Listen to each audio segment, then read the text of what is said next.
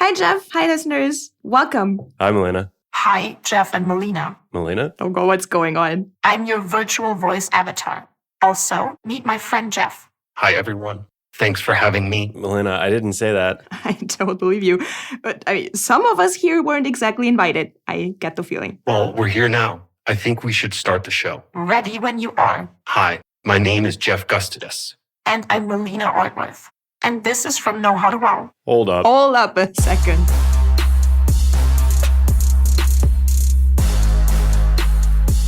From Know How to Wow. The Bosch Global Podcast.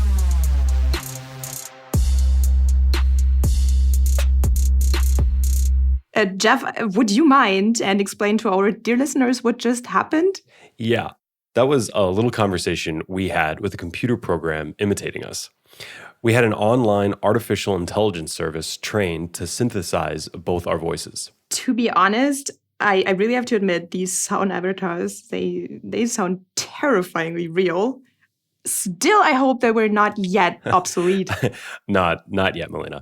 But I thought it would give us a taste of the future. Right, because that's the theme of this episode. We're going to talk about the future. And about artificial intelligence, because AI, of course, is a centerpiece of the future, and not just for the future of Bosch, but for the whole world. I talked to a couple of our brightest minds to tell you all about it. More on that later on. But Melina, could you tell us about your research for this episode? When we decided on the theme for this episode and I started to dig a bit into the topic, read what I could find on the internet, and began to deal with it, I kind of came to the conclusion that we're already living in the future. I'm totally with you there, but how do you mean that exactly? Let's take movies, for example. Can you think of a movie that you've watched, let's say 10 or 15 years ago, that tried to paint a picture of the rather near future? Let's say 2020, for example? Mm-hmm. And to me, when watching these kind of movies, this always felt super far away. And now, like in the blink of an eye, we're here, we're living in it. It's super freaky. Yeah, I'm absolutely with you there. But for sure, I don't think any movie could really have predicted 2020. But anyway. Wait, don't say that. Do you remember Contagion, the movie? Oh, yeah. Did you watch that one? Yeah. When was that? In 2011? That was super 2011? scary. It shows the exact story of 2020. Yeah, It really that's does. a good point. But yeah, you're right. In general, it made me wonder, what did we imagine the future to be like? And what of that vision has become reality? Do you remember how you imagined today's world 20 years ago?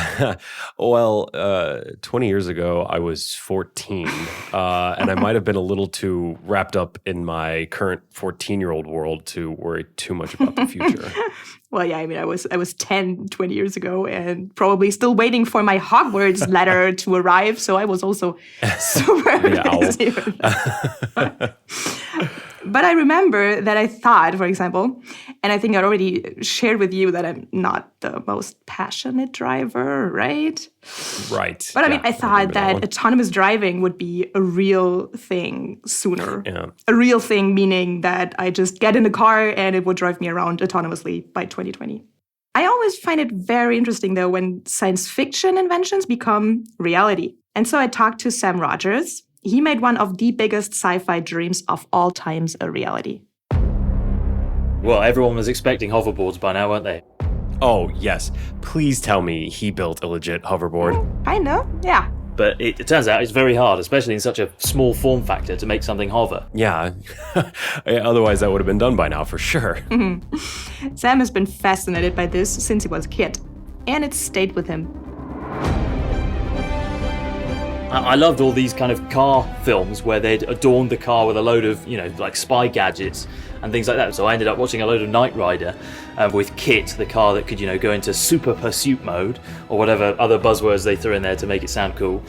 And yeah, the same thing applied to Back to the Future. This amazing looking car that looked like it was from the future, but also the way the whole Back to the Future kind of franchise portrayed flight. It was the DeLorean would take off, the wheels would turn around underneath it, and then the thing could hover and then fly around. And there's something about flight where it's not in motion that is just magical. And the same thing with the hoverboard. Yeah, absolutely. Our pop culture certainly proves that it's an intriguing concept. And I think the hoverboard from those movies, exactly, it's probably one of the most iconic sci-fi gadgets that's really ever been dreamt up. Yeah, I mean, who wouldn't want one, right? That would be so cool. And Sam Rogers certainly was hooked by the idea of owning one. He still has some of the drawings he made when he was little. I did all these drawings when I was very young of like these kind of magneto drives. I can't remember exactly what they call it, ion drives in the board, and like how people had hypothesized these could work. You know, looking at these almost conspiracy-like theories of how you could make a hoverboard online and things like that. Things that hover, things that fly. I love that kind of stuff. And sure enough, in the spring of 2020, Sam was standing on a hoverboard that looked just like the one from the movies and hovered into the sunset. Happily ever after. The board prop you can buy for about £70. We bought a few of them, and I've got the one on my wall with the kind of the pads rubbed off at the bottom. There's a load of scrape marks from where I tried to land, and the boots velcroed to the top of it. I don't know if I'm buying that. A board for £70, I guess he meant British pounds, not the measure of mass, and Velcro attached to the boots. I don't know about that. Then let me tell you about another small detail that I haven't told you about yet. That jet suit that Sam was wearing. The point of it is to, use the jet suit, which is something crazy in itself. A suit that you can put on that's pretty low profile, and you as a human can just take off and hover above the ground and fly wherever you want. And you feel like as you start up, the flames are licking out the nozzles. There's this beautiful spool up noise. Everything's it's like something out of a sci-fi movie anyway. I've seen a couple of those videos of people flying around in those jet suits. That's pretty crazy stuff. You need to be pretty brave to put one of those on. Yeah, I also saw these when doing my research for this episode. And Sam, he works for the company, in fact, that makes those jet suits. He's the design lead, and the suit looks the way it looks because of him. So really, he just combined his job with his passion and created a short video where he uses the jet suit with a hoverboard toy. Living a dream. And to make the illusion perfect, he hovers next to the car that you see in the movies. I love that. We went to a runway in South England, and I used the jet suit with the hoverboard and Back to the Future boots strapped to my feet and flew down the runway alongside this DeLorean, showing it in flight alongside that DeLorean from the film. So yeah, it was very much a kind of childhood fascination, but I'm very lucky that I got to play it out and hopefully bring that hoverboard as close as it could be to actually flying. If you ask me, I can relate to this fascination with anything that levitates. We'll link to Sam's video in the show notes, and I'm sure you'll agree it looks almost as iconic as the real thing. The real thing, quote unquote, from science fiction. Yeah, I really, really want it to be real. Yeah, for sure. I'm with you there. But don't you think this fascination with levitation is even stronger? I mean, when you see how it works, when there's no jetpack involved. Yeah, certainly. And Sam Rogers would agree as well. So let's see what you think of the research that I recently learned about that's going on here at Bosch. Oh, yeah. Because this researcher wants to make levitating things a reality. He shares our fascination with levitation. Yes, absolutely. I mean, levitation still has something like the connotation of being magic. And this is simply fascinating to deal with this topic. I really wanted to know, what does it take to levitate an object?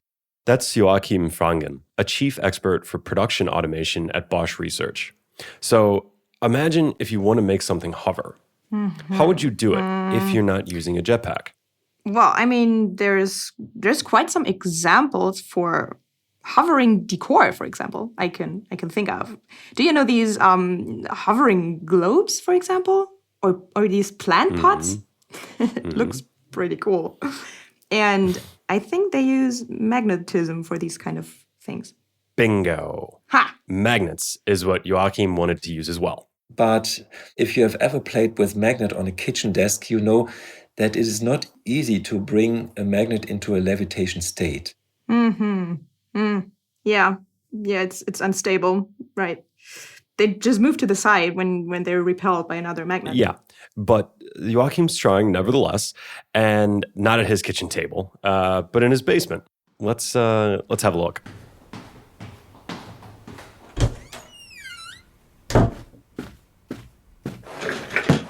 And the first challenge that I took was I wanted to levitate an object in 2 dimensions. So I took one magnet that was able to move only in X and Y, and 2 actuation magnets on 2 rotary actuators underneath. And I could, with not much of engineering capabilities, make it levitating. So some early success there. He has one magnet levitating above 2 other magnets. But if I understood correctly, what he was just saying, it cannot move freely, right? Whereas a hoverboard can move back and forth, left and right, and also up and down. Yeah, well, I mean, it's a first step. But actually, what you're describing really is important. It's all about degrees of freedom, as a physicist like Joachim would put it. So what does that mean? It means that you can move the thing in 3 directions, X, Y, and Z. Mm-hmm. Plus, you can rotate it around the 3 axes, X, Y, and Z. Okay, that would mean that you can actually make turns, right? You can turn the hoverboard left or right, or you can tilt it upwards or downwards. Right. Plus, rotate it around the long axis, like what skateboarders call a kickflip. So, as far as skateboarding goes, just control your 6 degrees of freedom and you're good to go. And that's also a solution to Joachim's problem. It is not more than controlling all 6 degrees of freedom. If you can make it to control all 6 degrees of freedom, you will get an object levitating. That's all, nothing more. He makes it sound very simple. Yeah, that's true. But of course, there's a catch, unfortunately.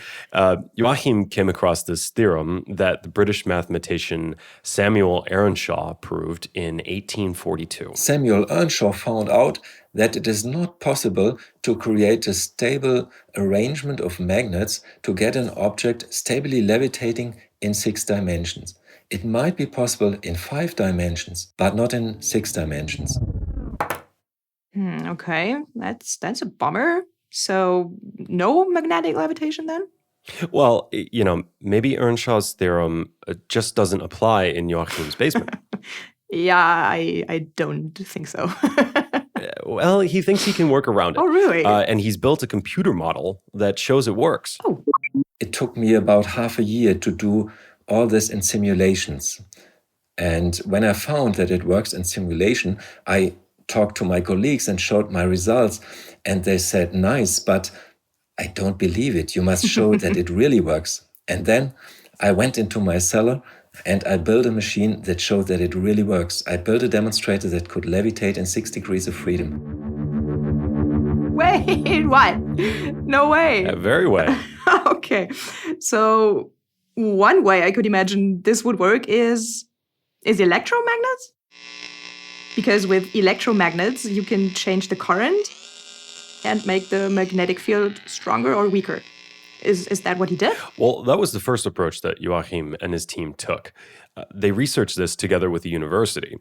But the problem is the electromagnets produce too much heat. That means the surface will heat up due to the high power demand.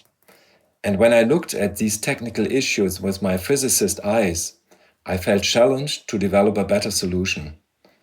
And with a new approach, I could realize a novel levitation method, the permanent magnetic levitation, that offers fundamentally higher potential than coil-based systems. So permanent magnets have a few advantages. They don't produce heat, and they don't need electricity. And their magnetic field is much stronger than that of electromagnets. Ah, okay. Got it. Yeah, makes sense. Now, what does Joachim's magic machine look like, though? What did he come up with? So his machine actually looks very much like a table or a workbench.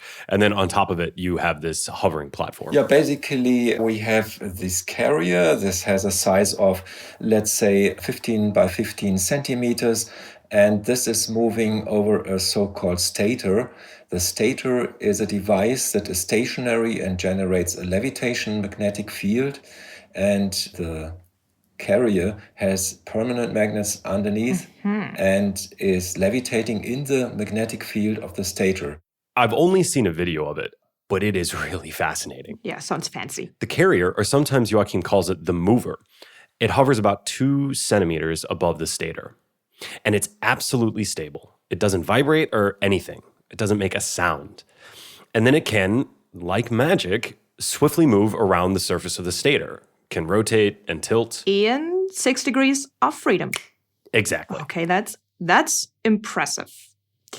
But the question remains, right? How?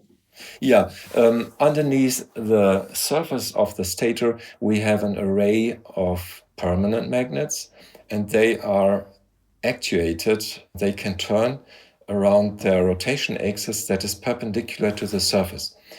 And by actuating the magnets, you can change the direction of the magnetic fields.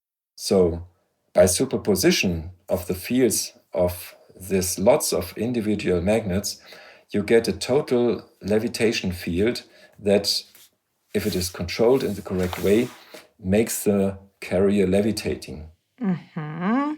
I have the feeling that we're getting closer here. The control loop that we apply contains basically of 3 elements: the element of sensing, control, and actuation. In our case, sensing means we measure the carrier position in 6 degrees of freedom with high accuracy and low latency, generating the input data for the control, the next stage. And control means we have a hybrid AI control that processes the data and provides the actuation data. And actuation, the third part, means that we output the calculated magnet angles to the magnets with high speed. Okay, that was quite a lot. Let me try to recap. So also for me to make it tangible. You have magnets in both the mover and the stator. The magnets in the stator can be turned, and that way you can change the magnetic field that makes the mover hover and, well, move in the end. And in what way the magnets have to be arranged, that is determined by an AI. Correct? Spot on, Melina. Now, are you ready to unlock the next level? There is another level? Of course, always more. So imagine that system. And by the way, Joachim has named it Planetix. So picture Planetix as this mover comes along the surface. The magnetic field must change permanently. The magnets underneath must constantly change their position. So the 3 steps: sensing where the mover is, processing the data, and then changing the position of the magnets. Those all need to happen in real time. And there is a neat trick to how Planetix does that. The nice thing about AI is that we can do it offline. So we can use very complex models with the advantage of having a higher stability, a better position accuracy, for example. We can do all this offline. It may take days, it's no matter, because online, when we have the system switched on, we just need to recall the information, and this can be done very quickly. So the execution time is nearly independent of the complexity of our system, our model. This is a huge advantage of the AI. So that is to say that the AI is prepared, if you will, for all possible situations beforehand. AI is really enabling a lot of fascinating new things. We haven't told our listeners, but this is the final episode of this first season of From Know-How to Wow. And when I look back, in almost every episode, AI played a crucial role in the technology that we were talking about. Absolutely. That's totally true. Let's take a look in the past so far. There was SoundSea, our very first episode, where we were talking to Sam Das. Background sound signals can reveal information about the state of things. Sam explains how Bosch Research's SoundSea technology uses audio AI. Powerful audio signal processing algorithms built with machine learning. To give meaning to the sounds it hears here on Earth and aboard the International Space Station. Yes, indeed, strong AI components there. Absolutely. And then we looked at the virtual visor when Jason Zink sheds light on how Bosch is innovating the 95-year-old sun visor. There's quite some AI-based elements involved in that. I'm still impressed that you can turn something as ordinary as a sun visor into something smart and intelligent. Yeah, and even in Vivalytic, the medical testing device for coronavirus. Among other nasty things, of course, even Vivalytic uses AI to assess the testing results. We were talking to Martin Schultz of Both Healthcare Solutions. In this case, for the real-time PCR, we use a different amplification and detection technology where we detect the fluorescent signal while the amplification is still running, especially if you have a sample with a high viral load. That is possible, so you don't have to wait the whole 39 minutes, but maybe only 29 or 25 minutes for a result. Right. But at the beginning of this episode, we talked about visions for the future and science fiction. And when you think about AI in that context, one could be worried. Many movies make it seem like artificial intelligence is the most dangerous thing. Yeah, but, that's Hollywood. And however, there are people who think that we should be careful when we use AI, and I totally agree. AI applications must adhere to the same safety standards as non-AI products. Mm-hmm. The question is, how do we leverage the benefits of AI to make it safe at the same time? Yeah, legit question. I know that people at Bosch worked with leading ethicists to figure out the right approach to AI that fits our company. Bosch is truly committed to AI that is safe, robust, and explainable. And humans must always stay in control. I'm sure this makes sense on paper, but how do you actually build this into the systems?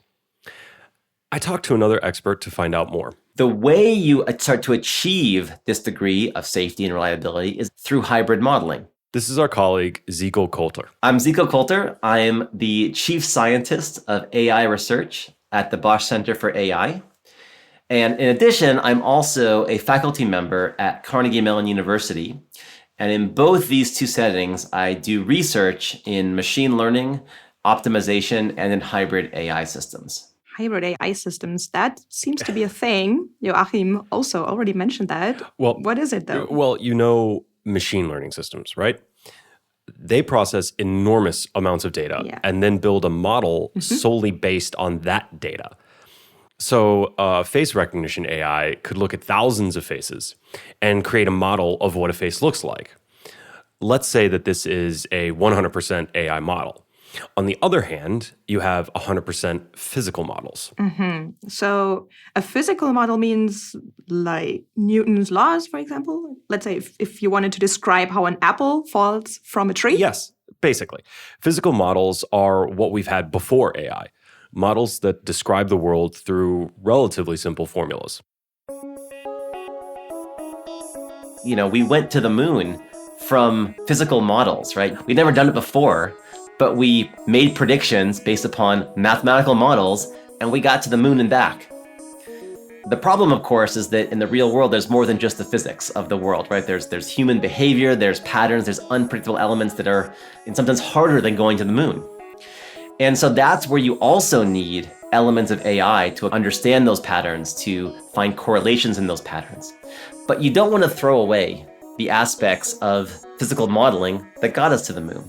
You need this joint approach, and the way you really get safe, real-world deployed systems is exactly through this hybrid AI approach. Yeah, that is to say that hybrid AI is on a spectrum. It's somewhere between a fully physical and purely data-driven. What happens there is, I guess, that if you have an AI, you could tell it a little bit more about what is and what isn't possible in the real world. Yes, exactly. You're giving it some constraints. I could go back to my school knowledge of basic mechanics and tell my model hey, make sure that you know force equals mass times acceleration. F equals ma. How would that work?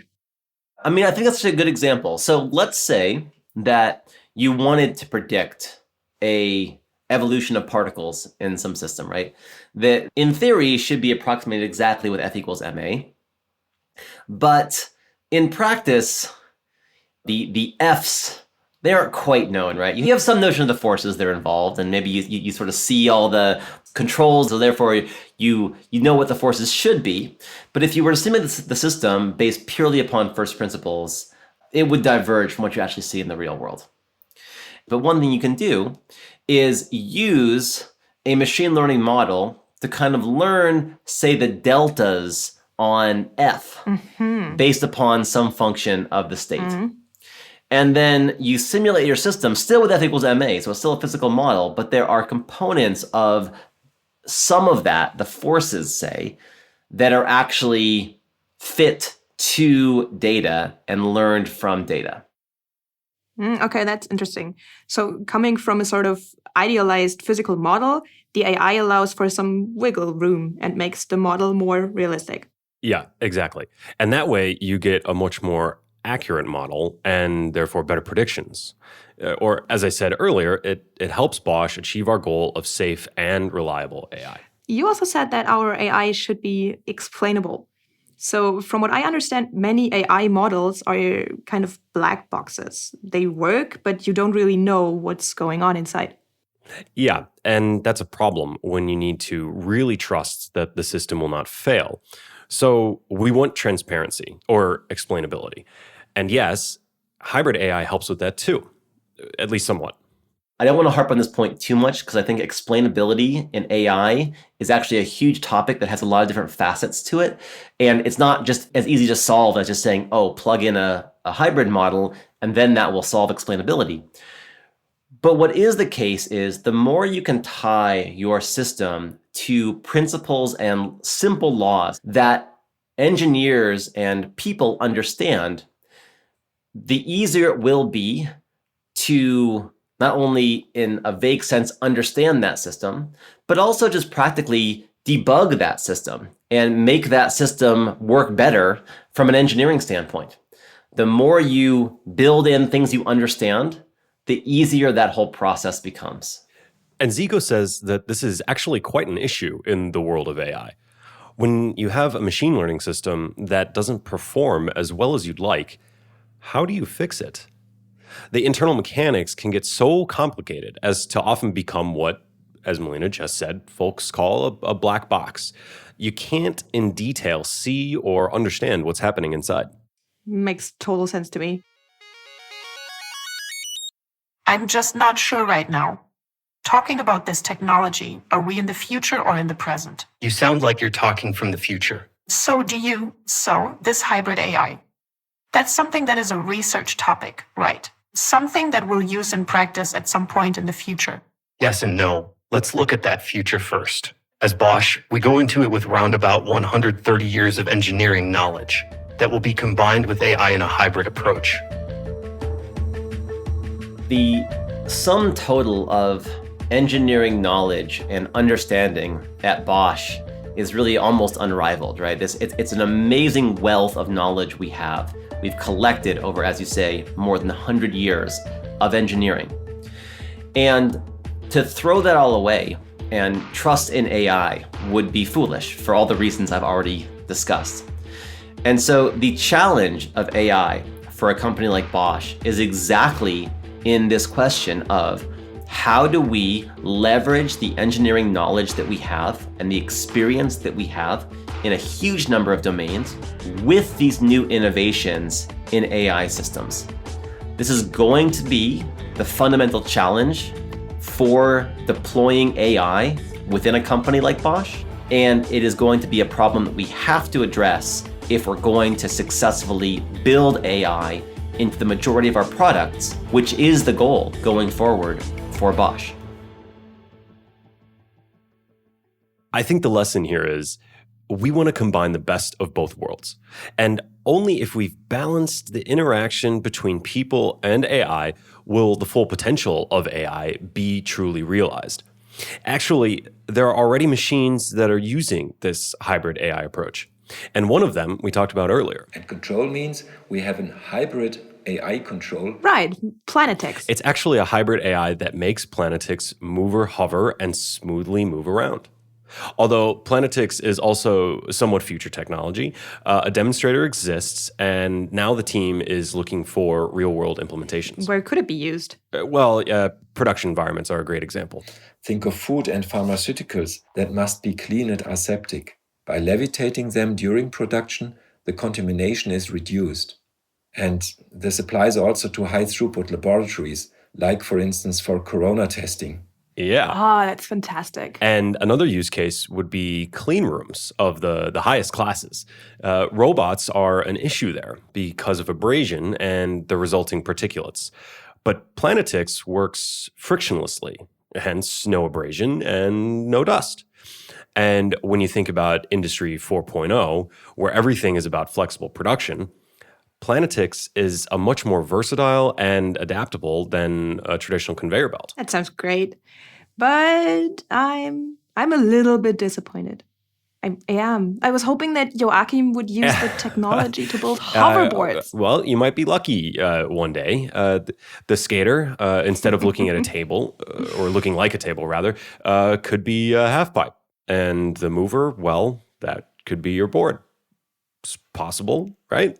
Yeah, absolutely. Yes. You're happy. I'm happy you're happy. Now, I don't know about your skateboarding skills today, but you actually wouldn't even need any. A hoverboard typically needs a balancing of the user, whereas our board is stable in itself. It has 6 degrees of freedom control. So you could simply sit on the mover or lie on the mover or whatever, do whatever you like. You do not need to actively stabilize the mover with your body. It's better and better. Wow. It doesn't get any better than this. No, I don't think so. On the one hand, not just because I hope we'll all have a lot of fun with levitation in the future, but also because it sounds like hybrid AI can really push many products to the next level. And enable entirely new products that weren't even thinkable before.